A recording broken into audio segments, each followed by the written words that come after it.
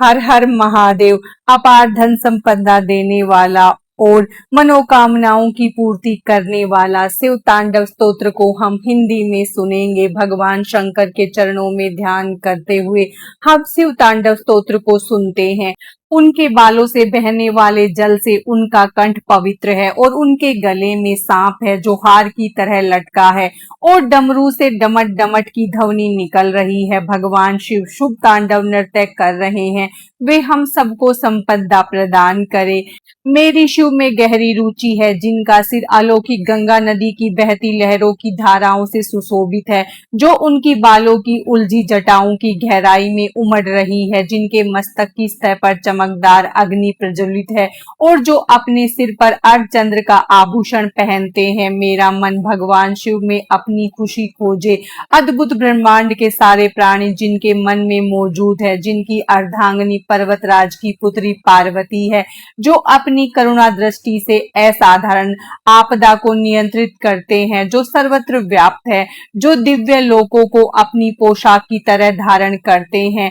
मुझे भगवान शिव में अनोखा सुख मिले, जो सारे जीवन के रक्षक हैं। उनके रेंगते हुए सांपों का फन लाल भूरा है और मणि चमक रही है। ये दिशाओं की देवियों के सुंदर चेहरों पर विभिन्न रंग बिखेर रहा है, जो विशाल मदमस्त हाथी की खाल से बने जगमगाते हुए दुसाले से ढका है। भगवान शिव हमें संपदा दे, जिनका मुकुट चंद्रमा है, जिनके बाल लाल नाग के हार से बंधे हैं, जिनका पायदान फूलों की धूल से बहने से गहरे रंग का हो गया है, जो इंद्र विष्णु और अन्य देवताओं के सिर से गिरती है। शिव के बालों की उलझी जटाओं से हम सिद्धि की दौलत प्राप्त करें, जिन्होंने कामदेव को अपने मस्तक पर जलने वाली अग्नि की चिंगारी से नष्ट किया था, जो सारे देवलोक के स्वामियों द्वारा आदरणीय है, जो अर्धचंद्र से सुशोभित है। मेरी रुचि भगवान शिव में है, जिनके 3 नेत्र है, जिन्होंने शक्तिशाली कामदेव को अग्नि को अर्पित कर दिया।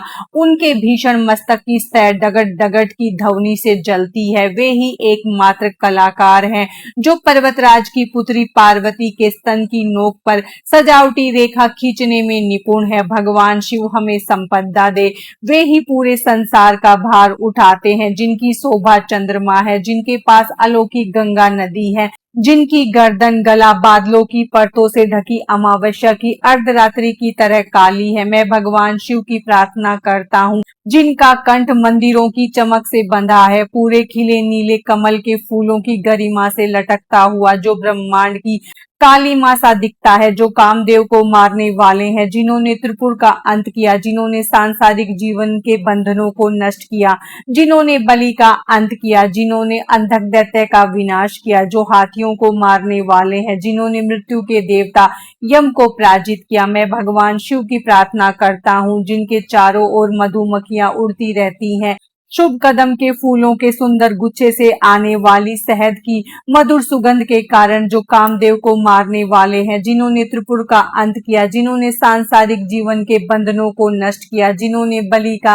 अंत किया, जिन्होंने अंधक दैत्य का विनाश किया, जो हाथियों को मारने वाले हैं, जिन्होंने मृत्यु के देवता यम को पराजित किया। शिव जिनका तांडव नृत्य नगाड़े की डिमिड डिमिड तेज आवाज श्रृंखला के साथ लय में है, जिनके महान मस्तक पर अग्नि है, जो अग्नि फैल रही है, नाग की सांस के कारण गरिमा में आकाश में गोल गोल घूमती है। मैं भगवान सदाशिव की पूजा कब कर सकूंगा? शाश्वत शुभ देवता, जो रखते हैं सम्राटों और लोगों के प्रति संभाव दृष्टि, घास के तिनके और कमल के प्रति, मित्रों और शत्रु के प्रति, सर्वाधिक मूल्यवान रतन और धूल के ढेर के प्रति, सांप और हार के प्रति, विश्व के विभिन्न रूपों के प्रति कब मैं प्रसन्न हो सकता हूँ?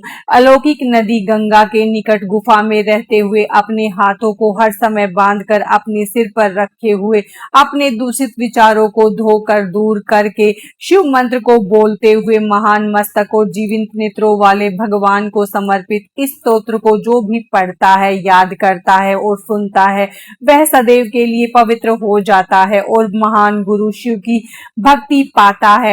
इस भक्ति के लिए दूसरा कोई और मार्ग या उपाय नहीं है, बस शिव का विचार ही भ्रम को दूर कर देता है।